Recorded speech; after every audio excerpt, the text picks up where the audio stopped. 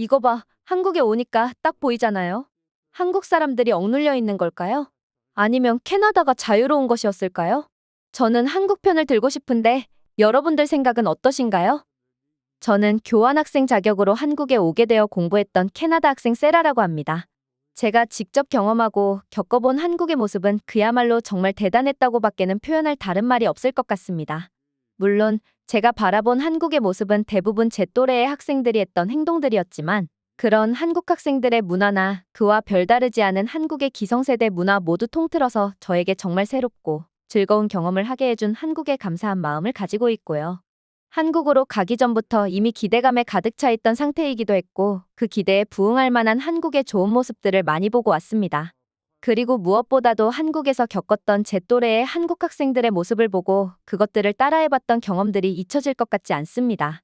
처음 한국에 가게 된 것부터 이제는 한국 생활을 정리하고 다시 캐나다로 떠나면서 제가 겪었던 한국이 캐나다와 달랐던 점들을 말해볼까 합니다. 평범한 대학 생활을 하고 있던 저에게 캐나다로 유학 온 한국인 학생들과 처음 만났을 때가 생각납니다. 저는 캐나다에서도 외곽 지역에 살았기 때문에 아시아계 학생들과 마주칠 일도 없었고 어쩌다가 마트에서 보이는 외국인 관광객들을 보는 경우 말고는 아시아 사람들을 만나본 적이 없었어요. 당연하겠지만 그들과 대화를 나누어 본 적도 없습니다. 그럴 기회조차 없는 시골에 살았거든요. 때문에 아시아 사람들에 대한 궁금증이 있었던 편이었는데요. 캐나다 대도시에 있는 대학교에 입학하자마자 그렇게 낯설었던 아시아계 학생들과 대화할 기회도 많이 생기고는 했습니다. 거의 인터넷이나 TV 매체를 통해서 봐왔던 한국인들의 모습은 제가 알기로는 노래도 잘하고 예쁘고 멋진 사람들이었는데요. 실제로 많은 아시아 사람들을 모아놓고 보니 솔직히 말해서 TV와 보는 것과는 매우 다른 모습의 사람들이 많았습니다. 역시나 방송국에서는 좋은 것들만 내보내는 것이었구나 싶었습니다. 하지만 이런 것 또한 제 편견이었다는 것을 알게 되는데 오래 걸리지 않았는데요. 아시아에는 수많은 나라들이 있고 유럽처럼 생김새가 다 비슷한 사람들만 있는 게 아니라 각 나라별로 생김새에 대한 특징이 있었는데요. 그 구분법은 상당히 간단하고 명료했습니다.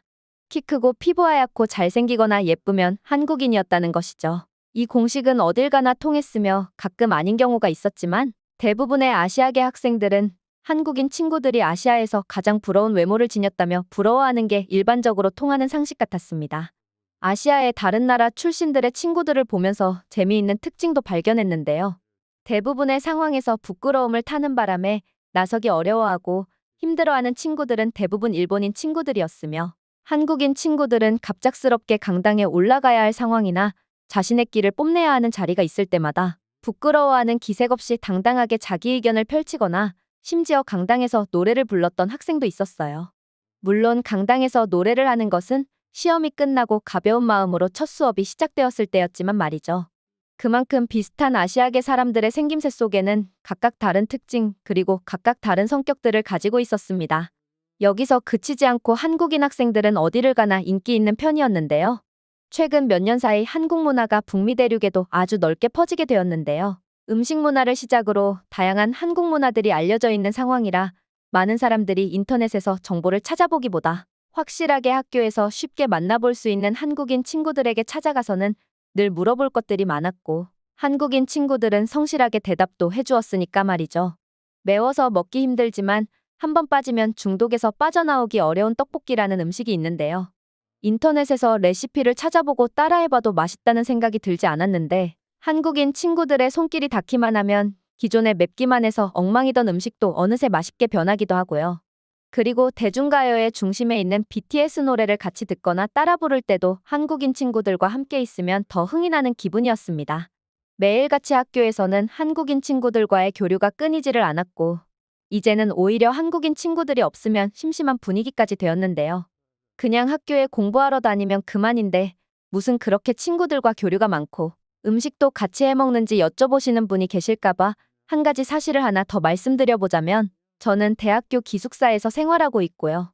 이 기숙사에는 다양한 국적을 가진 수십 명의 학생들이 수백 명의 캐나다인 학생들과 한 건물에서 함께 지내고 있습니다.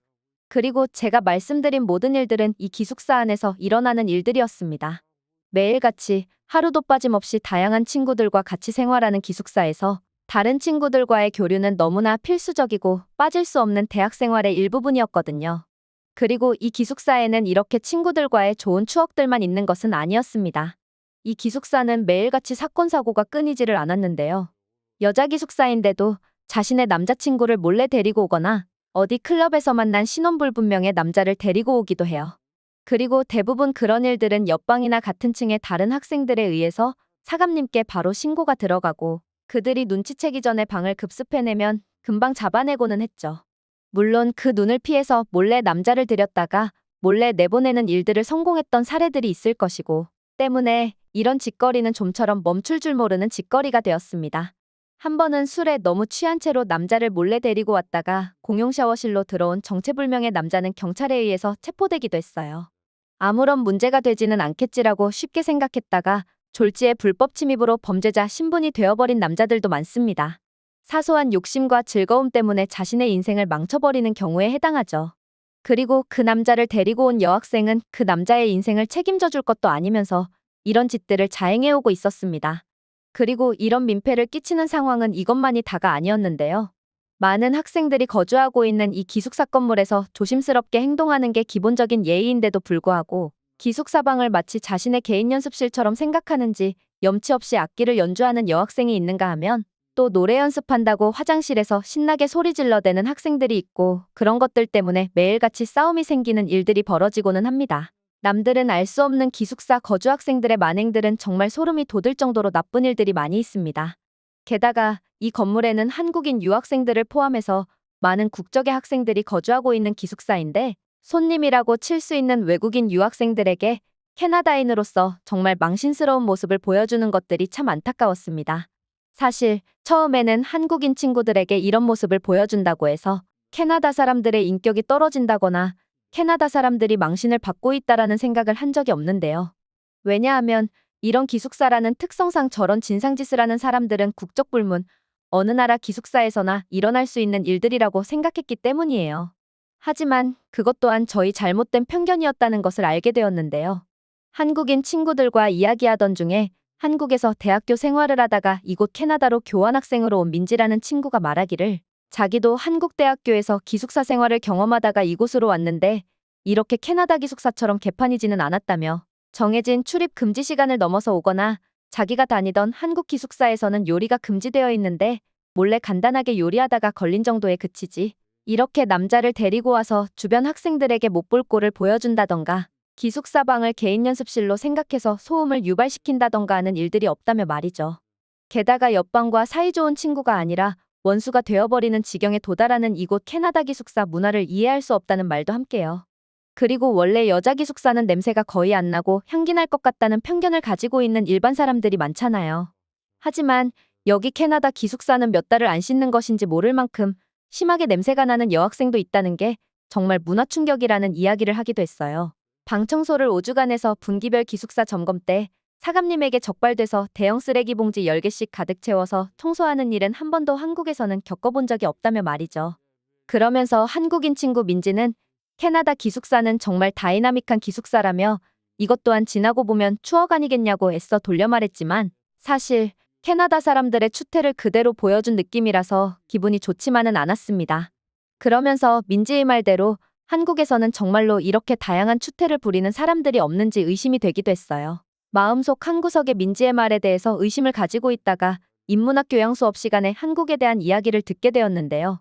한국에서는 사람들의 교육 수준이 상향평준화되어 있다며 한국에는 극히 낮은 문맹률 그리고 극히 낮은 의무교육 이탈률을 보인다고 했어요. 한국에서는 의무교육을 제대로 이수하지 않으면 그 보호자가 처벌받기도 하고 지역의 경찰까지 출동을 한다고 해요. 그래서 한국에서는 의무적으로 초등학교, 중학교까지 다녀야 하고 그 교육과정을 이탈하는 경우는 아주 예외적인 경우를 빼고 없다고 했어요. 지금 2019년 기준으로 캐나다의 고등교육 이수율은 57%로 아직까지는 부동의 세계 1위지만 이 숫자는 곧 한국에게 역전당한다는 내용도 함께 들었습니다. 한국은 지금 48%로 세계 4위에 해당하지만 이 통계의 기준은 연령층이 높은 세대도 포함하기 때문에 현재 한국의 성장을 책임졌던 옛 기성세대들은 과거 가난했던 집안에서 자라왔던 사람들이 많았던 상황을 고려해서 오래전에는 한국에서는 교육의 기회가 온전하게 보장되지 못했다고 합니다. 때문에 이렇게 통계상 수치가 낮아진 것을 감안하고 지금 한국에서는 거의 대부분의 학생들이 철저하게 교육과정을 밟아나가고 있는 현실 때문에 한국의 젊은 세대들만 놓고 이 통계 수치를 제대로 수정한다면 지금 한국에서는 고등교육 이수율이 세계에서 가장 높은 수준이라는 내용의 수업을 들었습니다. 이 통계 수치는 매년 급격하게 올라가고 있으며 조금만 더 시간이 흐르면 한국이라는 나라는 세계에서 가장 압도적으로 고등교육을 받은 사람들의 비율이 높은 나라가 된다며 말이죠. 또한 더 흥미로운 주제로 수업이 있었는데요. 그리고 이런 통계를 무의미하게 만드는 것이 캐나다에서는 교육받은 자와 그렇지 못한 자의 수준 차이가 10 정도라면 한국에서는 겨우 3 수준에 불과하다며 범죄율을 조사하기 위해서 통계를 모으기 시작한 고등교육 이수율 통계치는 결국 범죄율과는 직접적인 관계가 없다는 결론이 나기도 했으며 같은 취지로 캐나다뿐만 아니라 북미와 유럽 국가에서는 고등교육 과정을 이수했는지와 상관없이 예측 가능한 행동에서 벗어나 행동하는 사람이 너무 많다는 이야기도 함께요. 교수님의 개인적인 의견으로 한국 사람들은 규범을 준수하는 데 익숙하고 그것을 상식으로 알고 있다면서 한국에 대한 칭찬을 하시기도 하셨어요. 수업을 들으면서 왜 다른 나라를 칭찬하는지 이해할 수 없다며 표정이 좋지 않은 학생들도 있었지만 저는 교수님의 수업 내용에 매우 공감이 되기도 했습니다. 예전에 민지가 했던 말들이 생각났기 때문입니다. 한국의 기숙사에서는 몰래 남자를 들여오는 학생들이나 한 학기 동안 청소를 하지 않는 학생 또는 열흘 넘게 씻지 않아서 복도에 악취를 풍기는 학생이 없다는 이야기 같은 것들 말이죠. 종합해보면 한국인 친구들은 놀 때는 시원하게 놀면서 또 지켜야 할 규칙이 있다면 그 안에서 규범을 가지고 생활한다는 그런 이상적인 특징을 그대로 가지고 있다는 것을 의미합니다. 여기 캐나다뿐만 아니라 미국에서도 한국인 학생들은 아르바이트를 구할 때도 우대받고 학교 생활도 잘하는 똘똘한 사람들이라는 이미지가 있다고 하는데 그게 정말로 맞구나라는 감탄을 하지 않을 수 없었습니다. 제가 실제 봐온 것도 그렇고 많은 사람들이 하는 이야기를 종합해보면 그런 결론이 나오니까요. 그러다가 저는 한국으로 교환학생으로 가게 될 기회를 얻게 되었는데요. 평소에 한국 학생들을 보면서 생활력 강하고 공부도 잘하고 놀 때는 잘 노는 그런 모습들을 보면서 이런 학생들을 꾸준히 배출해내는 한국이라는 나라에 대해서 호기심을 가지고 있는 상태였는데 때마침 한국으로 갈 수 있는 기회를 얻기도 했습니다. 한국으로의 교환학생 신청 공고가 게시판에 붙었을 때 저는 서둘러서 지원을 했는데요. 한국으로 교환학생을 가겠다고 신청할 때 저는 그 지원 동기란을 채워넣는 게 어렵지 않았습니다. 이곳에서 알게 된 한국이라는 나라에 대해서 궁금증이 커져 있는 상태였으며 한국에 가서 한국의 문화와 사람들의 생각을 배워오겠다는 지원 동기를 집어넣어서 너무나 자연스럽게 신청서를 작성하게 되었습니다. 성적 요건이 까다롭지는 않았기 때문에 지원 동기만 합리적이라면 충분히 합격할 수 있는 자리였습니다. 때문에 저는 별탈 없이 교환학생 자격으로 한국의 학교에 다닐 수 있게 되었습니다. 그리고 그렇게 다니게 된 한국의 학교에서 저는 한국인 친구들이 보여주는 모습을 보고 감탄할 수밖에 없었어요. 매우 모범적인 학생이 많았는데요. 그 중에서도 친해진 한국인 친구 중에 제가 가장 좋아하던 지혜라는 친구는 지방에서 홀로 상경해 학교에 다니고 있는 학생이었는데요. 학교 생활을 하면서 학교 외에는 아르바이트를 틈틈이 했으며 심지어 고등학생들을 상대로 과외 수업도 해주고 다니는 학생이었습니다. 하루 24시간을 시간 단위로 쪼개가면서 틈틈이 해야 할 일들을 만들고 한치의 흐트러짐 없는 모습을 보여주었는데요.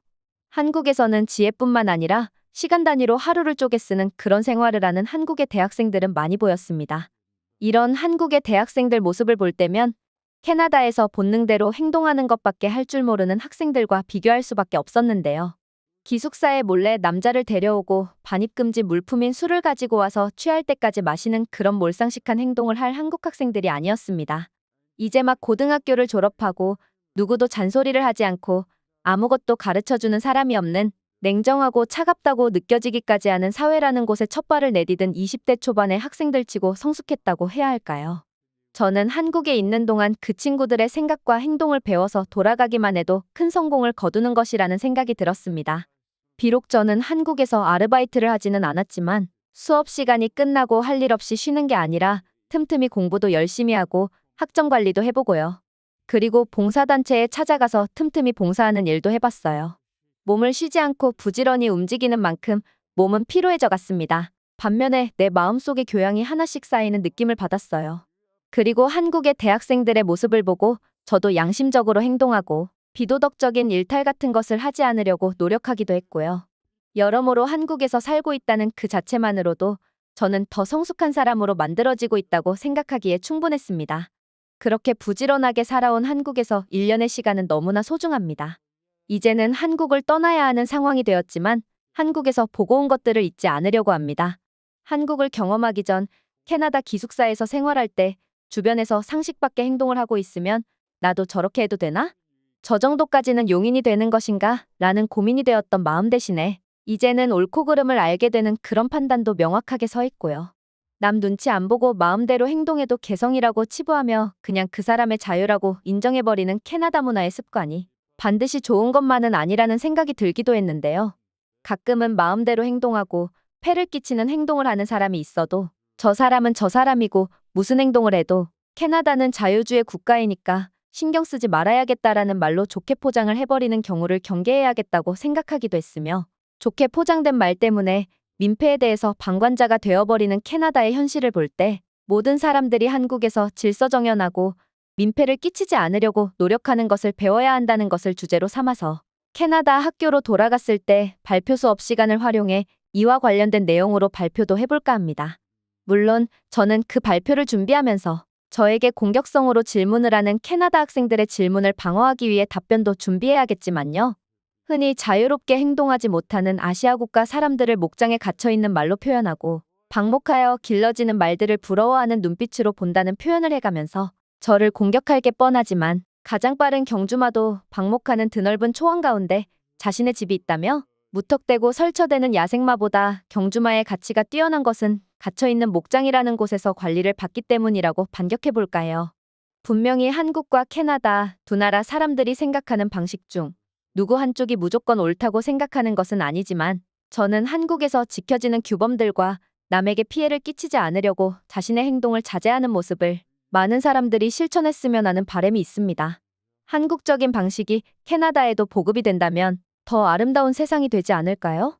오늘의 사연은 여기까지입니다. 구독과 좋아요는 영상 제작에 큰 힘이 됩니다. 다음에도 좋은 영상으로 찾아뵙겠습니다. 시청해주셔서 감사합니다.